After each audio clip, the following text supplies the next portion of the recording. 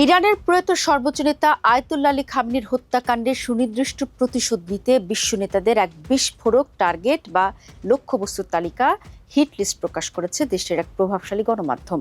এই তালিকায় মার্কিন প্রেসিডেন্ট ডোনাল্ড ট্রাম্প, ইসরায়েলের প্রধানমন্ত্রী বেনিয়ামিন নেতানিয়াহু সহ ইউরোপীয় পরাশক্তিগুলোর শীর্ষস্থানীয় রাষ্ট্রপ্রধান ও মন্ত্রীদের ছবি ও নাম অন্তর্ভুক্ত করা হয়েছে।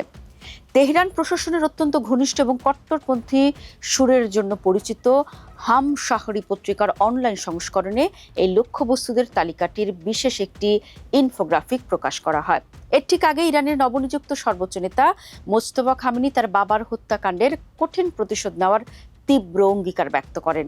এক আনুষ্ঠানিক বিবৃতিতে মোজতবা খামেনি স্পষ্ট জানান, প্রতিশোধ আমাদের গোটা জাতির একচ্ছত্র ইচ্ছা এবং এটি অবশ্যই বাস্তবায়িত করা হবে। তালিকায় নাম থাকা এই অপরাধীরা বিছানায় শান্তিতে মৃত্যুবরণ করার ইচ্ছা অপূরণীয় রেখে বুক ভরা চরম আতঙ্ক নিয়ে কবরে যাবে। বিবৃতিতে মোজতবা খামেনি নির্দিষ্ট করে কোনো ব্যক্তির নাম উল্লেখ না করলেও তার বার্তা দেওয়ার পরপরই হাম শাহরির পাতায় ১৩ জন প্রভাবশালী বিশ্ব নেতার ছবির তালিকাটি জনসম্মুখে আসে। প্রকাশিত ইনফোগ্রাফিকে মার্কিন প্রেসিডেন্ট ডোনাল্ড ট্রাম্প, ইসরায়েলের প্রধানমন্ত্রী বেনিয়ামিন নেতানিয়াহু এবং ব্রিটিশ প্রধানমন্ত্রী কিয়ার স্টারমারের ছবি রয়েছে। এছাড়া তালিকা রাখা হয়েছে মার্কিন পররাষ্ট্রমন্ত্রী মার্কো রুবিও ও প্রতিরক্ষামন্ত্রী পিট হেগসেথকে। ইউরোপীয় বিশ্ব নেতাদের মধ্যে ফরাসি প্রেসিডেন্ট এমানুয়েল মাখোঁ, ইতালির প্রধানমন্ত্রী জর্জিয়া মেলোনি এবং জার্মান চ্যান্সেলর ফ্রেডরিক মের্সের ছবিও সেখানে স্থান পেয়েছে। দর্শক, এখানে একটি গুরুত্বপূর্ণ তথ্য জানিয়ে রাখি। ১৩ জন নেতার এই বিতর্কিত তালিকার বিষয়টি অনলাইনে প্রকাশিত হলেও পত্রিকার মূল প্রিন্ট সংস্করণে এটি এড়ানো হয়েছে। বিশ্লেষকদের মতে ইরানের হিট লিস্টে ১৩ বিশ্ব নেতাদের তথ্য সামনে আনার উদ্দেশ্যটি তিনটি হতে পারে। প্রথমত, ইরানের জনগণকে দেখানো যে নতুন নেতৃত্ব আগের মতোই কঠোর অবস্থানে রয়েছে। দ্বিতীয়ত, আমেরিকা ও ইসরায়েলের উপর রাজনৈতিক ও মানসিক চাপ সৃষ্টি করা। আর সবশেষ, ইরানের মিত্র গোষ্ঠীগুলির কাছে প্রতিশোধের বার্তা পৌঁছে দেওয়া।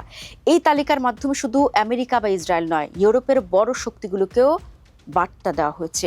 অনেকে প্রশ্ন করছেন, ইউরোপীয় নেতারা কেন এই তালিকায়? এর উত্তর খুঁজতে হলে সাম্প্রতিক যুদ্ধের দিকে তাকাতে হবে।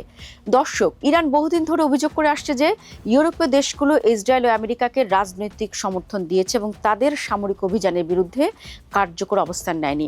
এছাড়া ইরানের অভিযোগ, কিছু ইউরোপীয় দেশ মার্কিন সামরিক কার্যক্রমে লজিস্টিক সহায়তা দিয়েছে। এই কারণে ইউরোপীয় নেতাদেরও প্রতিশোধের প্রতীকী তালিকায় যুক্ত করা হয়েছে বলে ধারণা করা হচ্ছে। আন্তর্জাতিক সম্পর্ক বিশেষজ্ঞদের মতে আধুনিক যুদ্ধে শুধু অস্ত্র নয়, তথ্য মনস্তাত্ত্বিক চাপও গুরুত্বপূর্ণ অস্ত্র।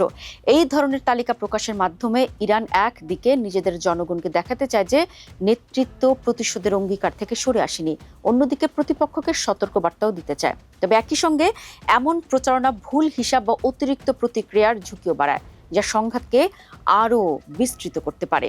১৩ জন বিশ্ব নেতার ছবি প্রকাশ নিঃসন্দেহে আন্তর্জাতিক রাজনীতিতে বড় আলোড়ন তুলেছে। তবে এটিকে এখন ইরানের আনুষ্ঠানিক হত্যার নির্দেশ হিসেবে দেখার সুযোগ নেই, বরং এটি প্রতিশোধের রাজনৈতিক ভাষা, মনস্তাত্ত্বিক যুদ্ধ এবং কূটনৈতিক চাপ তৈরির কৌশলের অংশ বলেই অধিকাংশ বিশ্লেষক মনে করছেন।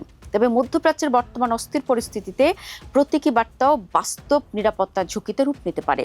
তাই বিশ্বের নিরাপত্তা সংস্থাগুলো এই ঘটনাকে গুরুত্বের সঙ্গে পর্যবেক্ষণ করছে।